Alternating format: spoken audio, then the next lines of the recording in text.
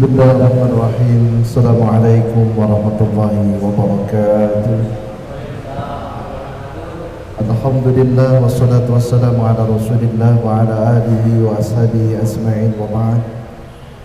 Wa qala tabaraka wa ta'ala ya ayyuhalladzina amanu taqullaha haqqa tuqatih wa la tamutunna illa wa antum muslimun. Bapak Ibu yang dirahmati oleh Allah Subhanahu wa taala, alhamdulillah kita senantiasa bersyukur kepada Allah. Salawat dan salam senantiasa tercurah dan terlimpah kepada junjungan Nabi besar kita Nabi Muhammad sallallahu alaihi wasallam. Langsung saja untuk menyingkat waktu, saya sebagai pembawa acara akan menyampaikan susunan acara. Yang pertama adalah pembukaan, yang kedua adalah kajian atau inti, yang ketiga tanya jawab, yang keempat lain-lain, dan yang terakhir adalah penutup. Mari menuju acara pertama, pembukaan. Acara kajian samara pada malam hari ini kita buka dengan bacaan basmalah bersama-sama. Bismillahirrahmanirrahim. Mudah-mudahan dengan bacaan basmalah Allah senantiasa menurunkan rahmatnya kepada kita semua. Kemudian acara selanjutnya yaitu kajian inti yang akan disampaikan oleh Ustadz Hafid bab Taharah fikih. Kepada beliau waktu dan tempat dipersilahkan.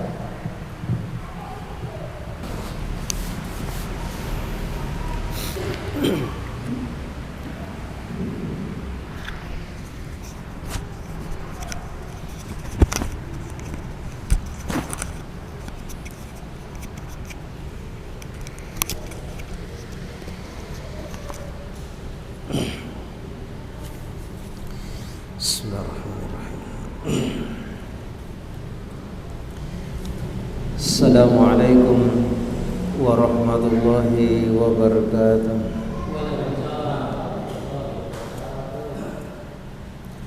Innal hamdalillah nahmaduhu wa nasta'inuhu wa nastaghfiruh wa na'udzu billahi min shururi anfusina wa min sayyiati a'malina.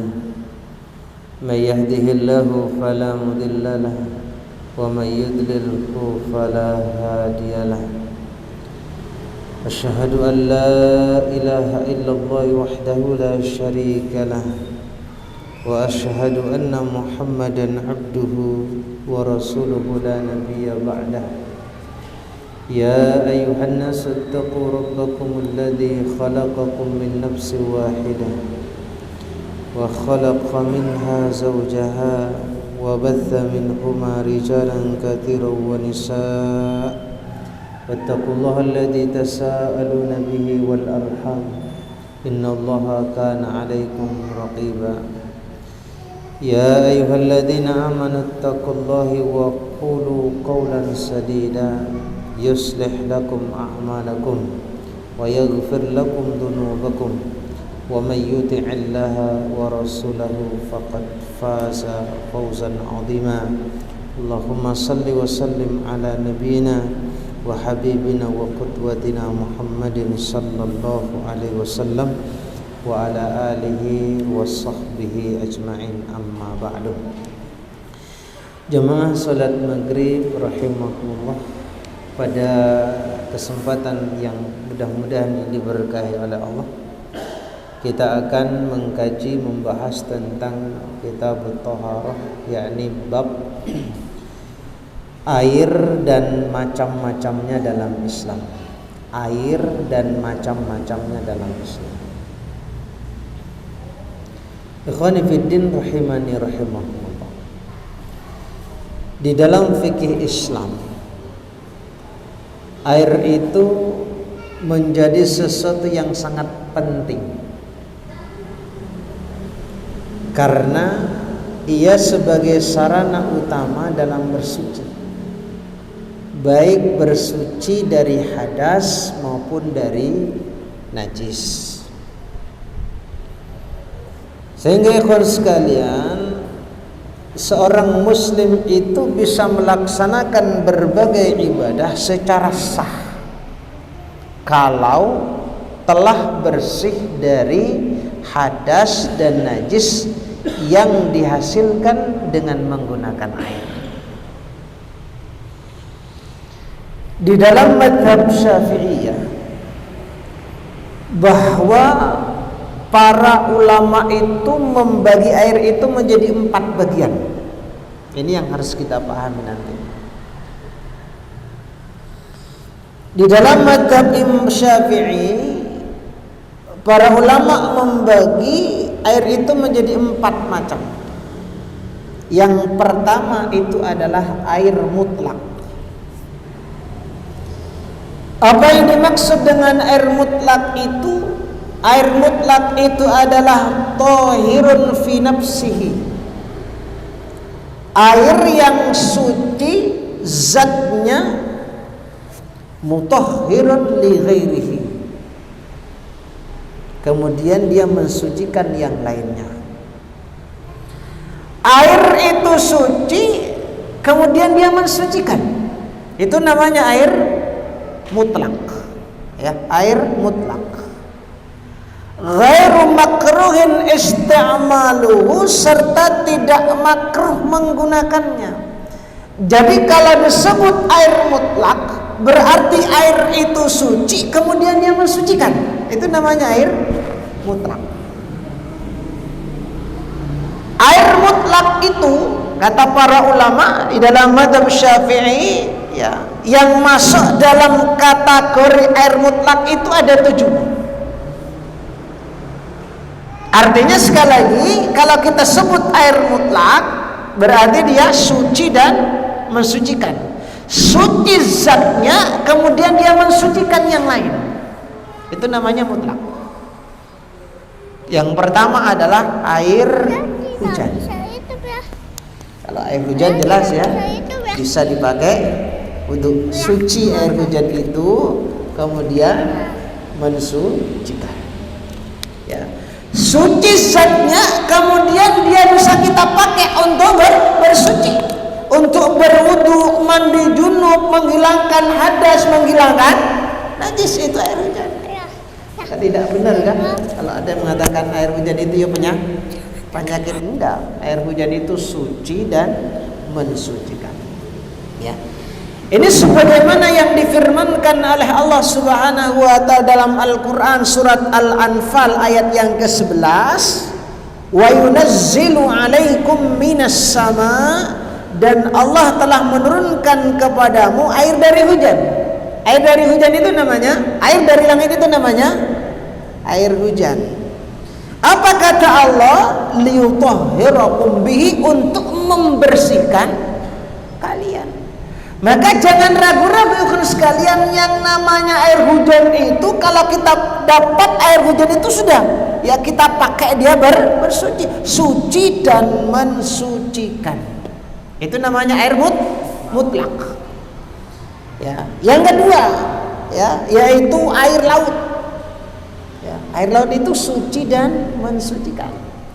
Tapi nek tidak terbiasa, ya ndak enak wudu pakai air laut, yo gatal kabeh semua gitu ya Pak ya, pakai air laut. Apalagi nek mandi enggak bilasan begitu kan, wis gatal. Ini kan. Tapi yang jelas dia masuk air mutlak. Ya. Sa'ala rajulun Rasulullah sallallahu alaihi wasallam faqal. Ada seorang laki-laki yang bertanya kepada Nabi. Kemudian laki-laki tadi itu berkata, "Ya Rasulullah, inna narkabul bahra." Sesungguhnya kami menaiki kapal laut, ya, berada di tengah-tengah lautan. Wa nahmilu ma'anal qalila minal ma', sementara kami hanya membawa air yang sedikit sekali. Ya. Di tengah-tengah lautan, dalam keadaan haus, kemudian posisinya pas mau sholat, tidak ada air. Yang bawa itu cuma sedikit sekali. Kata mereka, kata sahabat tadi ini, fa in tawadda'na bihi atusna, kalau kami minum air yang kami bawa itu ya Rasul, pasti kami kehausan.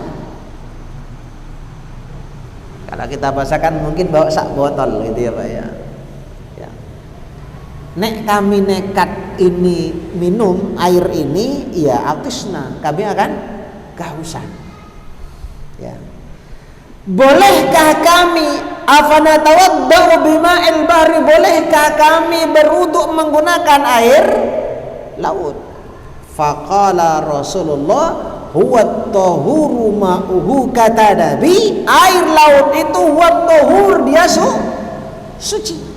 Ma'uhu, airnya, ya, airnya suci. Al-hillu maitatuhu, kemudian bangkainya halal. Ya, jadi sekali lagi jangan ragu-ragu, ya, mandi junub ataupun berwudu, ya, itu pakai air laut itu boleh, suci dan mensucikan, dan sekaligus bangkainya, ya, bangkai laut itu maknanya adalah hewan binatang laut. Kemudian, ya, bukan, ada kan orang-orang yang memahami yang namanya bangkai laut itu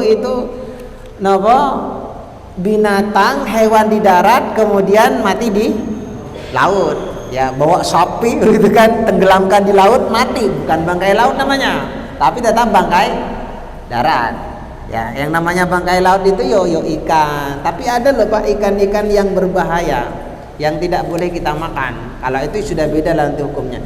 Tapi secara umum yang namanya ikan itu halal semuanya dimakan, kecuali kata para ulama memang terjadi perbedaan di antara mereka. Ada beberapa ikan yang memang ikan itu kalau berbahaya tidak boleh kita makan, tapi secara umum ikan itu halal, sekaligus bangkainya juga halal. Ini juga masuk dengan ikan ataupun bangkai, apa namanya itu, air tawar, artinya kan kayak seperti apa, lele apalah gitu kan. Tapi ingat, ada yang apa namanya yang berkembang di masyarakat itu, yang ada istilahnya itu namanya itu ikan jalalah, ya. Jalalah itu maksudnya adalah ikan yang makanannya itu dari bangkai, dari najis, itu tidak boleh kita makan. Kayak seperti lele, makanannya ayam mati. Biasa itu kan, ada dia punya kolam lele sekaligus punya kandang ayam potong, ada kan, nek ayamnya pada mati, tinggal nyemplungkan sama ikan lelenya tadi itu, ya. Bolehkah kita makan ikan lele yang makanannya bangkai? Tidak boleh, haram hukumnya. Itu namanya masuk binatang jalalah, ya. Kecuali kata para ulama, dia harus disterilkan dulu, itu kan, harus didiamkan dulu, harus dikarantina, kira-kira sudah bersih nggak apa perutnya itu dari bangkainya tadi itu.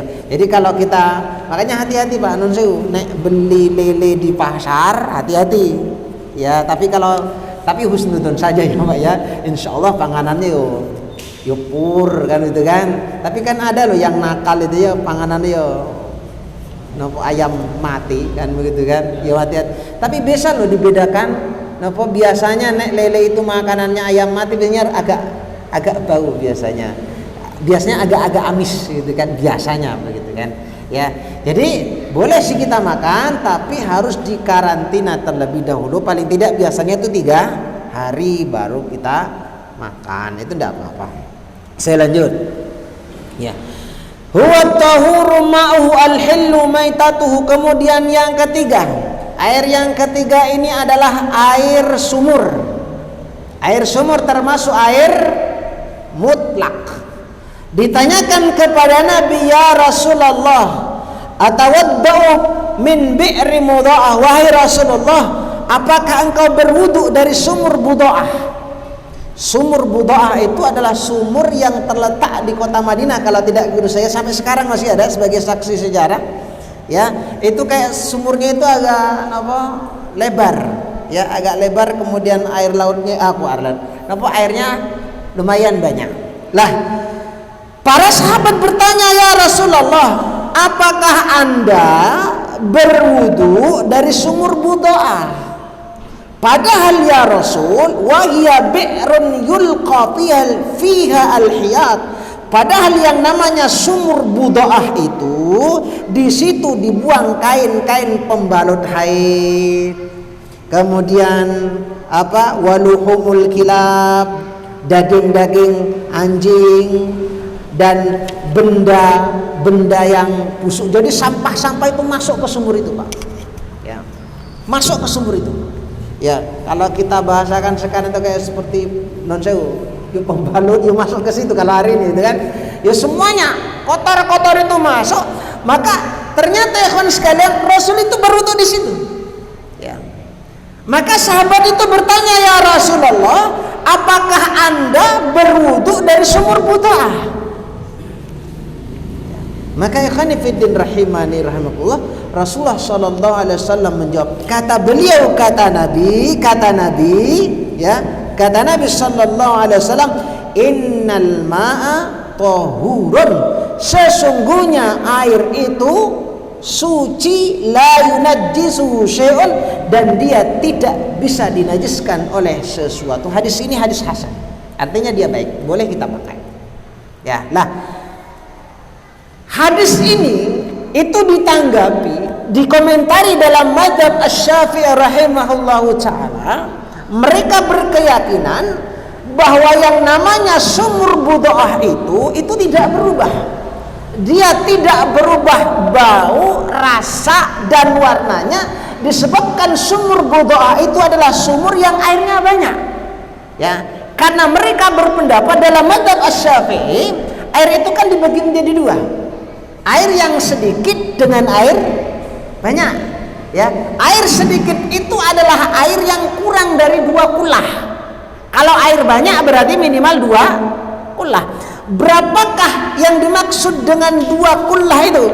2 kullah itu adalah 270 liter. Ya, tapi para ulama yang berbeda-beda ya untuk 2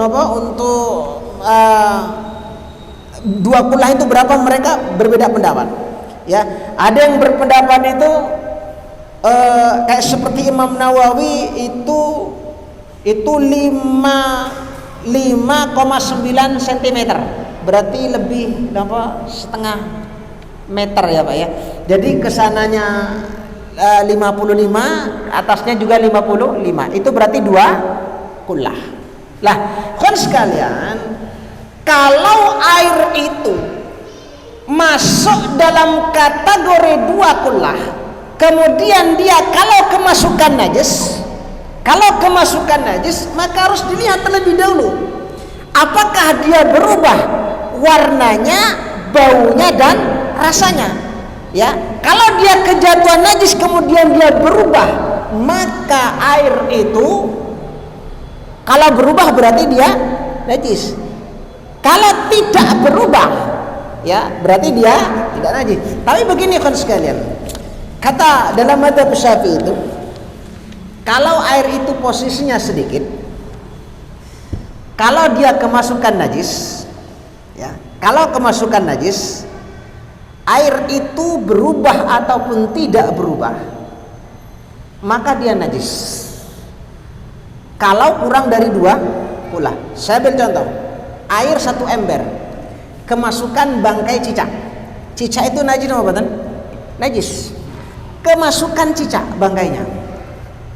Maka ketika air 1 ember itu kemasukan cicak, bangkai cicak itu, ya, maka air yang seember itu dia langsung otomatis najis. Apakah air itu berubah ataupun tidak berubah? Itu dalam mazhab Syafi'i. Tapi kalau dalam mazhab Maliki itu dilihat dulu. Kalau dia berubah najis, kalau tidak berubah tidak najis. Kalau mazhab Maliki ya kalau kita bahasakan ya enak, ada kan? Kalau dalam mazhab Syafi'i ini kan sebagai bentuk kehati-hatian, Pak. Sebagai bentuk kehati-hatian.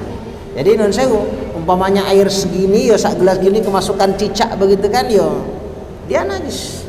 Walaupun dia tidak berubah bau, rasa dan warnanya, yang penting air itu sedikit berarti dia najis.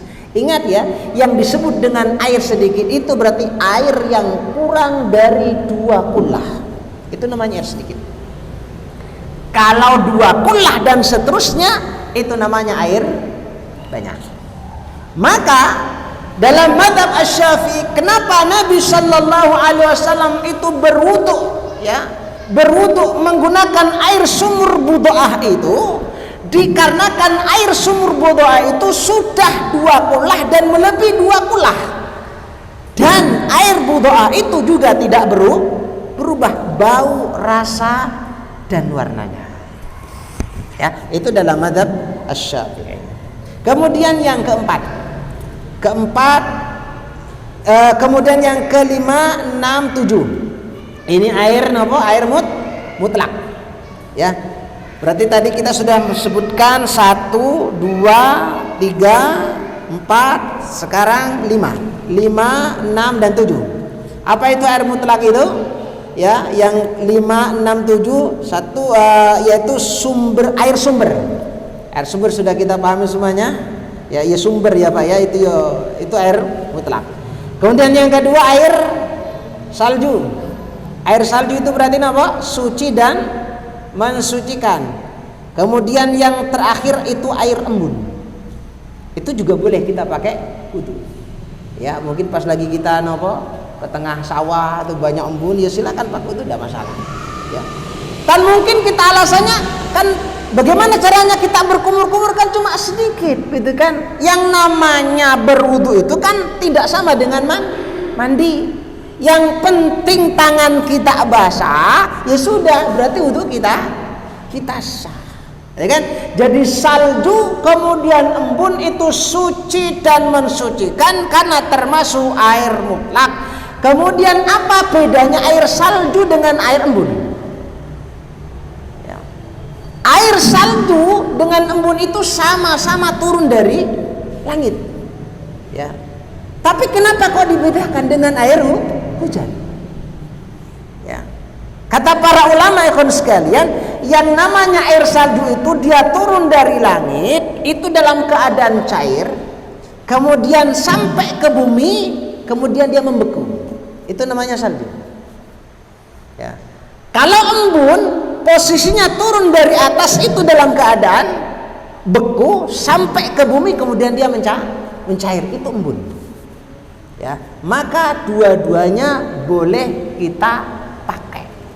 Ya, boleh kita pakai. Itu sekali lagi air mutlak 1, 2, 3, 4, 5, 6, 7. Kemudian yang berikutnya tentang pembagian air yang berikutnya. Tadi kan sudah kita jelaskan air mutlak. Yang kedua yaitu air musyammas. Ini dibahas oleh para ulama. Air musyammas itu adalah tahirun fi nafsihi. Ya. Tahirun fi nafsihi, air yang suci zatnya. Kemudian mutahhirun li ghairihi. Kemudian dia mensucikan yang lainnya. Makruhun isti'malu, tapi makruh dipakai. Itu namanya air musyammas. Air musyammas. Apa yang dimaksud dengan air musyammas? Air musyammas itu adalah air yang terkena sinar matahari. Itu namanya air musyammas. Ya. Jadi tapi nanti ada syarat-syaratnya. Air itu disebut sebagai air musyammas, artinya dia makruh kita pakai. Ya. Jadi sekali lagi musyammas itu adalah tahirun fi nafsi, zatnya itu suci, ya. Kemudian dia bisa mensucikan yang lain. Ya, artinya dia boleh kita pakai berwudu, tapi makruh. Berarti kalau makruh itu lebih baik kita tinggalkan. Ya, itu namanya air musyammas. Tetapi makruh isti'malu, ini maksudnya makruh dipakai itu kalau pakai di badan. Artinya berwudu, kemudian mandi junub, itu makruh.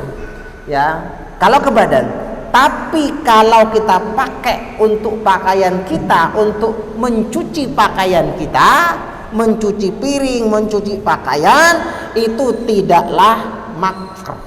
Ini namanya air musyammas. Air musyammas itu sekali lagi adalah air yang dipanaskan dengan pengaruh sinar matahari. Ya. Wa innama yukrahu syar'an biqatrin harin. Kata beliau, air musyammas ini hanya dimakruhkan secara syarak bila digunakan di daerah panas. Artinya air musammas itu kalau berada di daerah di negara yang panas. Negara yang panas itu contohnya Mesir, betul ya? Mesir itu dingin ya Pak ya. Mekah panas itu. Madinah, gitu kan? Itu termasuk panas. Ya, termasuk panas, ya. Berarti kalau dia berada di tempat di daerah yang dingin, nggak ada air namanya musammas. Contohnya kayak seperti Tawangmangu, nggak ada musammas itu. Dingin kok, ya kan? Nggak ada musammas. Kalau Madiun saya kurang paham, ini panas nopo dingin. Ada nggak kira-kira air musammas di Madiun?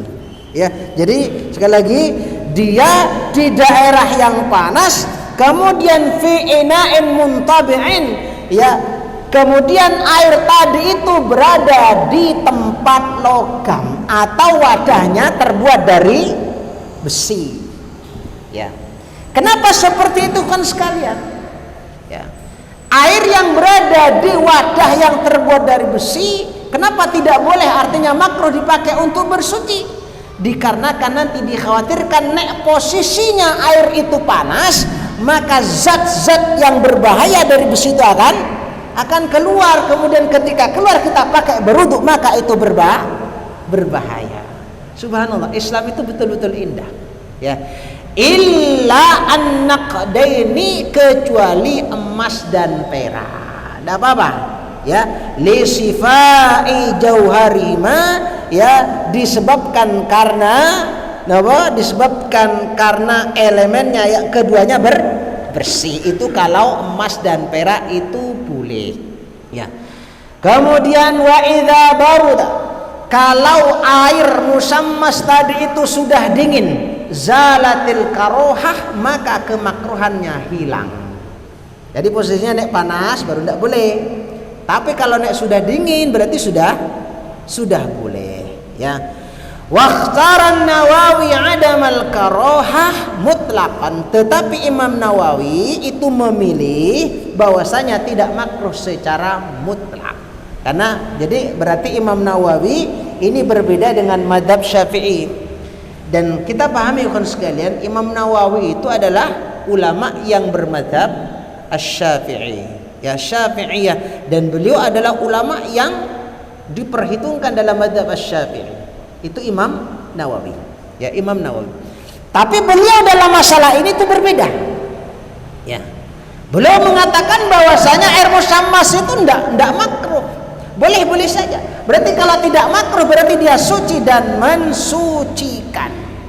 Wa yukrahu aidan syadidu as-sukhunah. Begitu pula dimakruhkan kita menggunakan air yang terlalu panas, dan panasnya itu bukan karena sinar matahari, kayak seperti masak air, itu tidak boleh.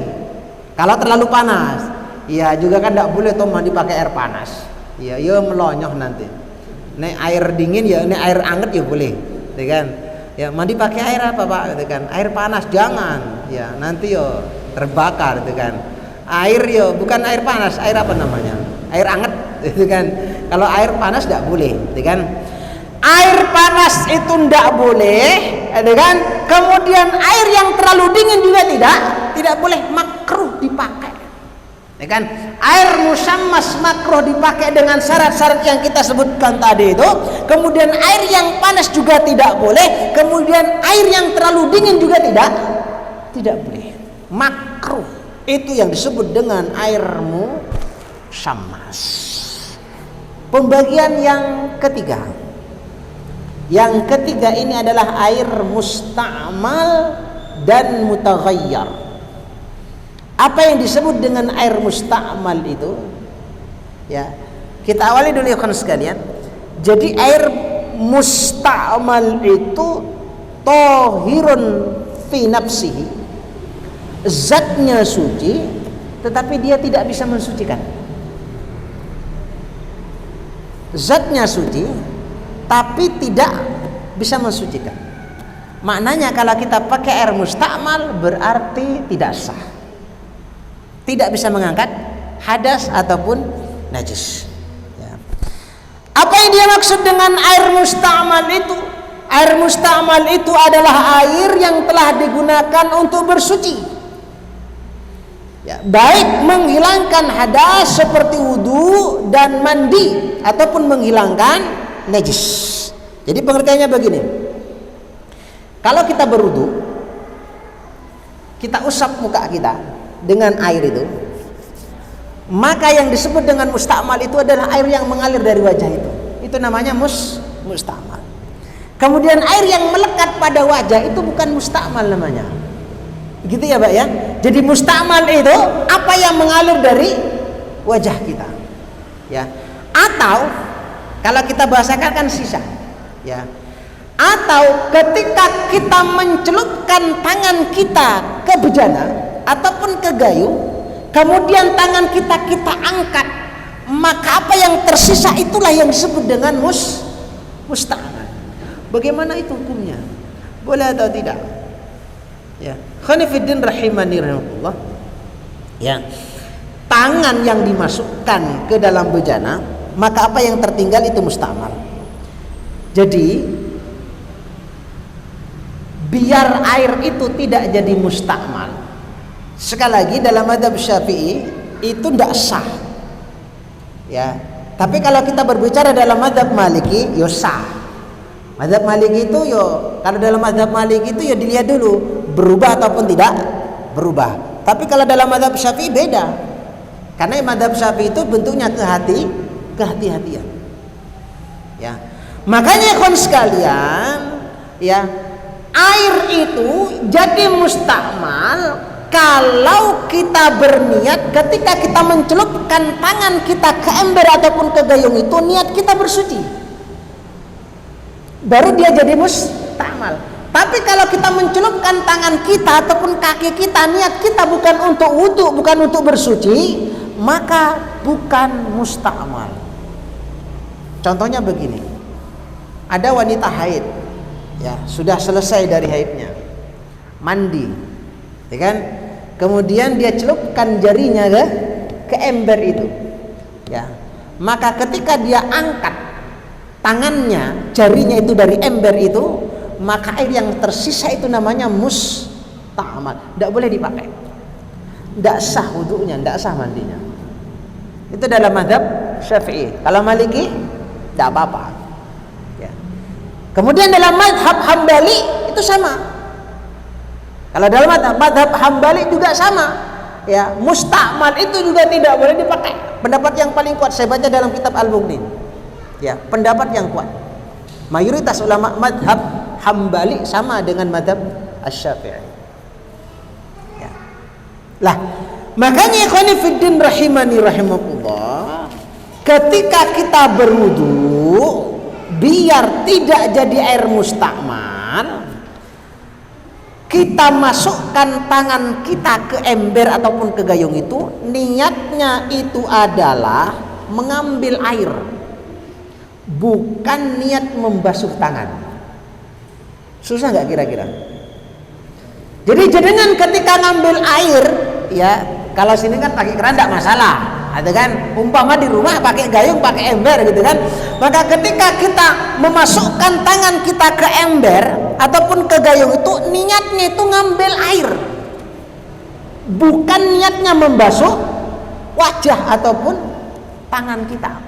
Kalau kita niatnya untuk berwudu, untuk bersuci, untuk membasuh tangan atau membasuh wajah, maka dia menjadi musta'mal, tidak boleh dipakai. Makanya pas berwudu itu usap muka, jauhkan dari gayung. Kenapa? Nanti kalau tetesan dari muka itu jatuh ke gayung, itu jadi musta'mal. Berat gak kira-kira Pak? Berat kalau yang tidak terbiasa. Tapi kalau dalam mazhab Maliki tidak ada itu, musta'mal tidak ada, ya, tidak ada. Ya, mungkin kita milih yang ringan-ringan, itu kan? Karena begini ya Pak ya, di dalam bermadhab itu kita boleh talfiq. Talfiq itu memilih pendapat yang mana yang paling ringan. Itu boleh. Ada ulama yang mengatakan itu boleh. Ya, kenapa? Karena kalau kita memaksakan dalam satu madhab, kita akan kesulitan. Ya, kita akan kesulitan. Atau mungkin kita nun sewu yang berada di sini kira-kira madhabnya nopo? Nopo nun sewu, nopo gado-gado. Campur maksud saya. Yo Hambali ya iya, Syafi'i iya, yo Maliki ya iya, Hanafi ya iya. Pokoknya sing penak kan begitu kan? Mungkin begitu. Madhab gado-gado begitu ya. Ya, tapi talfik itu memilih pendapat yang ringan di antara pendapat para ulama itu boleh kata para ulama. Kalau posisi kita itu posisinya seorang muqallid. Muqallid itu hanya ikut itu kan. Tapi kalau seorang mujtahid tidak boleh dia. Ya, tapi bagi kita muqallid ini yang hanya sekedar ikut-ikutan ini nggak apa-apa, boleh-boleh saja. Kenapa? Karena kalau kita hanya sekedar mengikuti satu madhab itu akan berat. Saya ambil contoh. Dalam madhab Syafi'i, seorang wanita ketika dia sholat, ya, maka seluruhnya harus ditutup kecuali mukanya. Ya. Dan apa yang berada di bawah dagunya itu, kenapa di bawah, kalau kita di bawah jenggotnya nih, itu termasuk aurat. Tidak boleh tampakkan ketika sholat. Kalau tampakkan, tidak sah sholatnya. Auratnya terbuka. Tapi kalau kita kan rata-rata istri kita kan, anak-anak kita itu kan, rukuhnya itu kan apa nutup sampai jenggotnya kalau perempuan. Kalau kita kan enggak kan, tapi kan di bawah lehernya. Ini kelihatan enggak? Kelihatan. Itu aurat, maka enggak sah sholatnya. Berat enggak kira-kira? Berat. Tapi kalau dalam madhab yang lain tidak masalah, itu tidak termasuk. Itu. Jadi khonifuddin rahimani rahimakumullah. Jadi sekali lagi talfik dalam madhab pendapat para ulama itu boleh-boleh saja ya, memilih mana yang mungkin ringan. Tapi ingat, jangan karena hawa nafsu. Karena begini, ada juga si ulama yang berpendapat bahwa memilih ya yang paling ringan di antara pendapat para ulama itu tidak boleh. Kenapa? Kaidahnya begini. Kalau terjadi perbedaan pendapat di antara para ulama, mana yang harus, ada yang mengatakan A, B, C 1, 2, 3 atau sampai 4, berbeda semuanya. Mana yang kita pilih? Mana yang kita pilih kira-kira? Yang kita pilih kaidahnya, ada ulama yang berpendapat ya, yang kita pilih itu adalah apa yang kita pilih itu adalah apa yang kita inginkan. Bisa dipahami Pak ya? Pokoknya begini. Jadi apa yang kita ambil itu adalah sesuatu yang disukai oleh nafsu kita. Contohnya begini, lebih gampangnya. Di dalam sholat jamak mator, hujan kayak begini. Para ulama itu kan terbagi menjadi dua pendapat. Ya, yang namanya jamak mator itu ada mengatakan apa namanya, jamak mator itu kan karena ada dua, satu karena sebab, ya, kemudian yang kedua karena masyaqqah, kesulitan, ya. Jadi jamak mator itu hubungannya dua, ya, sebab dengan masyaqqah. Sebab itu berarti yang penting, udan berarti jamak mator, ya, itu namanya sebab. Tapi kalau masyaqqah itu kan berarti kesulitan. Loh, dia rumahnya dekat dengan masjid. Kemudian kalau dia ke masjid pakai payung bisa. Itu kan mobilnya yo ada. Masuk ke masjid, datang ke masjid tidak ada masalah. Maka tidak boleh menjamak motor dia. Berarti ada dua, masyaqqah atau sebab. Ya kan? Jadi begitu. Ya, para ulama membedakan begitu. Lah, umpamanya aku tak milih yang penting udan, sebab. Lah, ketika kita memilih yang penting udan kemudian kita menjamak, maka itu yang kita tinggalkan. Kenapa? Karena itu biasanya pasti berdasarkan hawa nafsu. Karena kita diperintahkan untuk menyelisihi hawa nafsu. Ketoke sing penak iki nek udan jamak. Ah, itu yang kita tinggalkan. Apa yang kita pilih, maka itu yang kita tinggalkan. Kaidahnya begitu. Berat gak kira-kira? Berat, kan? Berat. Ya. Tentunya ikhwan sekalian, kalau di dalam masjid itu kan ya kita kembalikan kepada imamnya. Kalau imamnya yo jamak, kalau imamnya enggak jamak, yo enggak jamak. Kenapa? innama ju'ilal imam liyutamma bi. Imam itu ada dijadikan untuk diikuti. Imamnya jamaah, kita enggak jamaah bermasalah namanya. Ya, ikuti imamnya. Yang berikutnya belum bisa ya? Yang berikutnya ya. Makanya cara untuk mensiasati agar air itu tidak jadi mustakmal adalah ketika kita mengambil air, niatnya itu adalah ya, niatnya adalah mengambil air, bukan niat membasuh tangan. Yang berikutnya ini adalah air apa tadi? Air al-mutaghayyar, yang berubah. Apa yang dimaksud dengan al-mutaghayyar, air yang berubah? Maksudnya adalah air yang berubah dari salah satu sifatnya yang bercampur dengan sesuatu yang suci. Airnya suci, kemudian dia kemasukan benda suci, tetapi berubah dia. Airnya suci tetapi tidak mensucikan. Contohnya apa? Contohnya air teh. Air teh itu suci apa? Suci, tapi dia tidak mensucikan. Ya. Maka tidak sah berwudu pakai teh. Kenapa?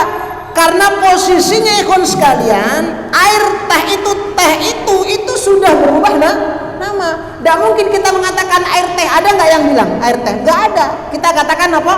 Teh. Kan begitu. Kopi juga begitu. Ya, nggak ada namanya air kopi, nggak ada. Tapi kok kopi. Jadi namanya sudah berubah. Ini namanya al-mutaghayyar. Jadi air yang seperti ini maka dia tidak mensucikan. Kayak seperti air kembang, dia sudah berubah jadi bau kembang, maka tidak boleh kita pakai. Tidak boleh kita pakai. Ya, air susu tidak boleh kita pakai. Ya, walaupun dia suci tapi tidak mensucikan. Yang terakhir. Ya, yang terakhir. Ya, nanti insyaallah kita tanya jawab kalau ada waktu. Yang terakhir ini adalah air al-mutanajjis. Ya, tadi sudah kita singgung, yang disebut dengan air mutanajjis itu adalah air yang terkena najis. Ini dibagi dua. Ya, air sedikit, kemudian air banyak. Air sedikit berarti dia kurang dari 2 ulah. Air banyak berarti dia sudah 2 ulah. Kemasukan najis.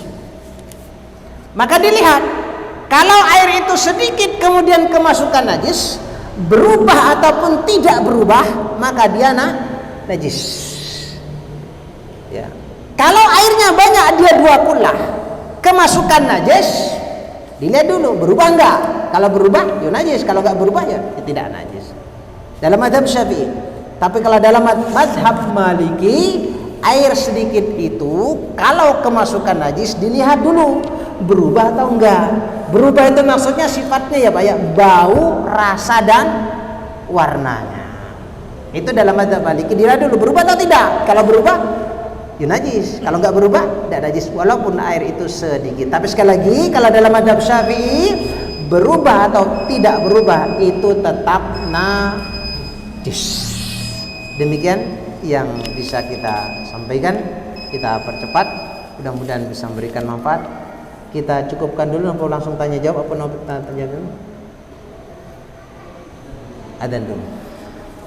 Kita cukupkan dulu, mudah-mudahan bisa memberikan manfaat. Wabillahi taufiq hidayah. Wassalamualaikum warahmatullahi wabarakatuh. Singgung tentang macam-macam air, karena air ini sangat penting Bapak Ibu sekalian, karena sah tidak sahnya beberapa ibadah ditentukan karena air ya Ustaz ya. Maka mudah-mudahan Allah memberikan pemahaman kepada kita sehingga ibadah kita menjadi ibadah yang diterima oleh Allah Subhanahu wa taala. Untuk selanjutnya sesi tanya jawab, kami persilahkan Bapak-bapak kalau ada materi yang belum difahami atau ada pertanyaan, kami persilahkan.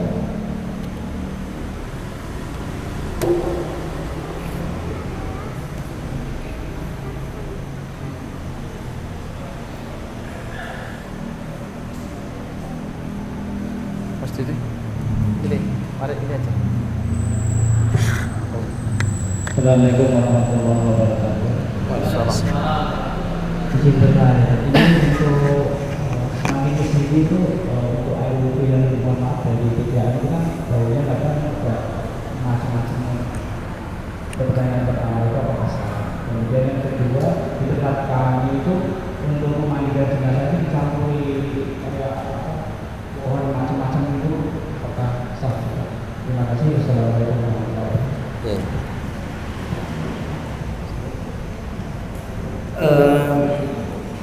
Yang pertama tentang air yang air PDM ini, PDAM. PDAM, Ya. PDAM, semacam kapurit, ngoten nggih. Ya. Nggih. Kalau dalam mazhab Asy-Syafi'i, ya, air kapurit yang seperti itu karena dia tidak bisa terpisahkan dengan air itu dan dia belum berubah namanya. Apakah ketika air yang kena air kapurit itu namanya berubah no, betul? Tetap masih disebut air enggak? Tetap disebut air enggak? Kalau masih tetap berarti dia suci dan mensucikan. Kenapa? Karena dia tidak bisa dipisahkan. Dalam mazhab Syafi'i begitu. Ya. Kalaupun dia bertemu dengan dengan air, dengan kapurit dan lain sebagainya itu, ya. Tetapi kan dia kan namanya kan tetap masih air. Maka itu sah, suci dan mensucikan. Berbeda non sewu dengan ini. Ini kan sudah putih ini. Apakah masih disebut air ini? Enggak, ini bukan air namanya. Tapi ini jahe kalau dulu saya. Jahe. Enggak sah ini. Enggak sah. Wallahu a'lam bishawab. Yang kedua Pak, tadi Ustaz apa tadi? Kapur biasanya pakai kapur barus sama daun bidara. Berarti kan termasuk air mustakmal tadi. Dia sudah dipakai enggak? Itu biasanya air yang keberapa Ustaz? Jadi pertama sudah selesai diwudukan, dimandikan pakai air suci mensucikan, baru kemudian air selanjutnya. Jadi secara untuk janabah sudah selesai, baru kemudian air-air itu selanjutnya. Dan ini sudah menjadi bagian daripada merawat jenazah itu. Air yang selanjutnya sudah berubah atau bukan? Sudah berubah atau bukan airnya tadi?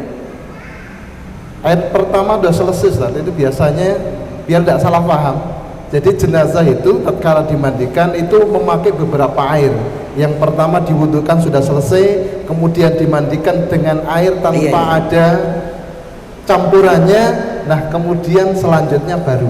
Oh iya. Kalau itu memang perintah dari Nabi Pak. Kalau ada campuran-campurannya, ada daunnya dan sebagainya, itu memang perintah dari Nabi. Itu berarti kan pengecualian dari sana. Ya.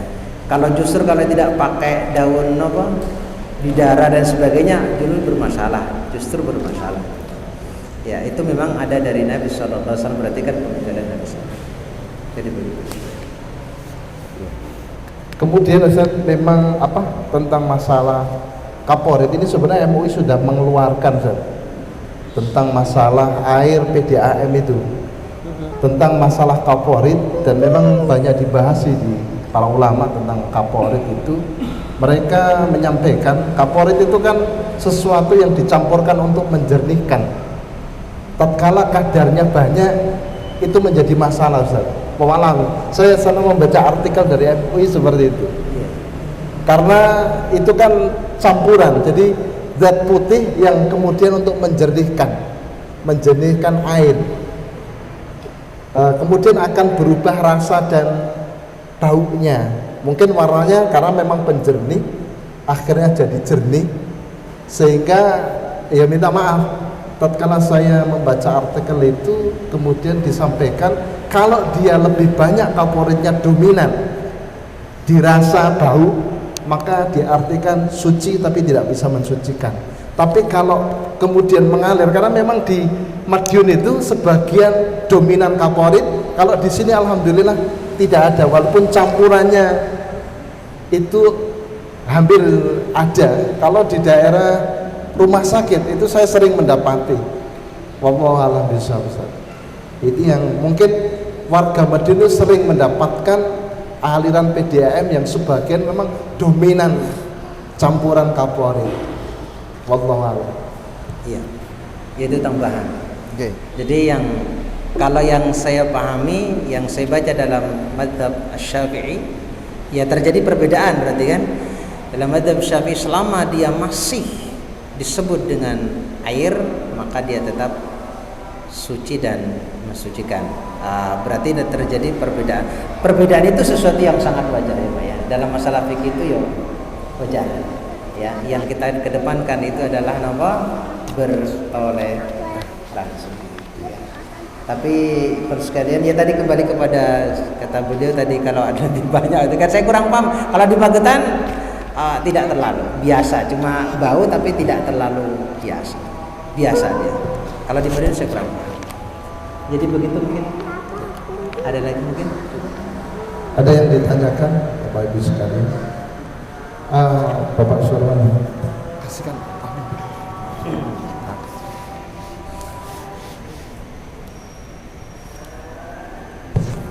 Assalamualaikum warahmatullahi wabarakatuh. Waalaikumsalam. Langsung aja kan. Sekarang kan kemajuan teknologi yang alhamdulillah banyak. Makanya sekarang ada yang namanya jamber. Jamber itu kayak penjernih atau penyaring air. Penjernih atau penyaring air. Nah, seandainya air bekas wudhu itu terus dikumpulkan, terus disaring, kan sudah tercampur dengan semua, sudah disaring terus menjadi bersih lagi, itu apakah bisa untuk wudhu atau untuk mandi besar? Air nama tadi pertama awalnya? Kan ada penemuan baru namanya alat-alat yang bisa untuk menjernihkan air, untuk menyaring air-air yang sudah kotor lah intinya gitu. Yang tadi yang dia tuh nyaring air kotor mana? Alatnya fungsinya untuk menyaring air-air yang bekas wudhu, pokoknya air-air yang kotor lah. Iya. Nah, seperti itulah. Bagaimana jika air itu disaring dengan alat tersebut, kemudian menjadi jernih dan digunakan lagi untuk mandi, untuk wudhu. Iya. Jadi begini. Saya ambil contoh saja begini. Pertanyaannya masih agak terlalu umum. Saya katakan ambil contoh air mustakmal gitu, oke? Air sisa lah begitu kan? Air sisa yang sedikit-sedikit itu kemudian dikumpulkan jadi banyak. Kalau kita mengikuti dalam mazhab ini Syafi'i, kalau dia sudah memenuhi unsur 20, berarti dia sudah bisa. Ya. Dia sudah bisa. Tapi kalau belum sampai ukuran 20, tidak bisa. Ini kita katakan, kita ambil contoh air mustakmal. Air mustakmal katakanlah seember. Sebelum dicampurkan dia kan masih mustakmal. Ya kan? Ingat ya, mustakmal itu sisa loh ya. Ya. Kemudian ketika kita campurkan jadi satu, akhirnya ketika kita campurkan jadi satu, akhirnya dia kan jadi banyak. Ya. Dan sampai ukurannya 20. Nah, kalau sudah sampai 20, berarti dia suci dan mensucikan. Tapi kalau belum 20, masih mustakmal. Sama tadi dengan air najis tadi itu. Air najis katakanlah seember, digabung seember. Padahal sebelumnya kan najis. Sebelumnya kan tidak suci dan mensucikan. Kemudian digabung jadi satu beberapa ember, katakanlah 10 ember, najis begitu kan. Kemudian digabungkan jadi satu, akhirnya dia jadi 20. Maka secara otomatis kalau 20 selama tidak berubah bau, rasa dan warnanya, maka dia suci dan mensucikan. Jadi begitu. Wallahu a'lam bishawab.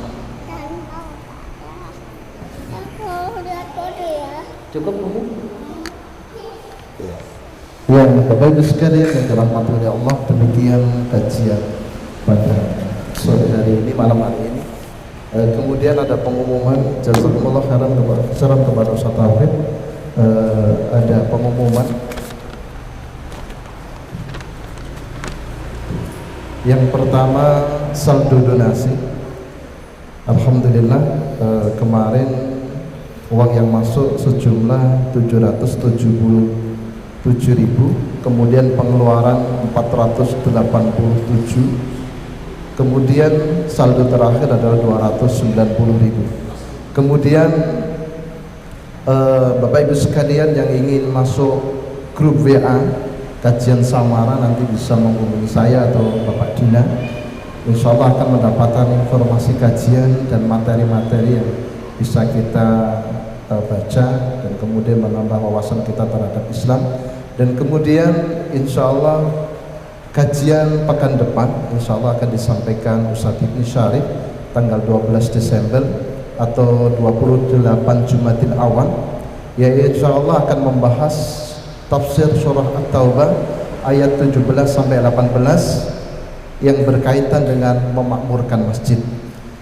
Demikian, dan yang terakhir, habis sholat Isya dipersilahkan Bapak Ibu untuk tidak meninggalkan masjid langsung, ada makanan kecil monggo untuk kita nikmati bersama-sama.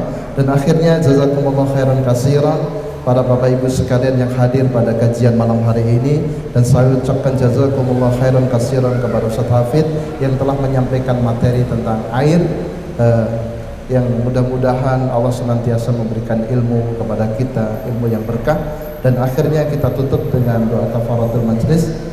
Subhanakallahumma wa bihamdika asyhadu an la ilaha illa anta astaghfiruka wa atubu ilaik. Akhiru kalam taqul hidayah. Assalamualaikum warahmatullahi wabarakatuh.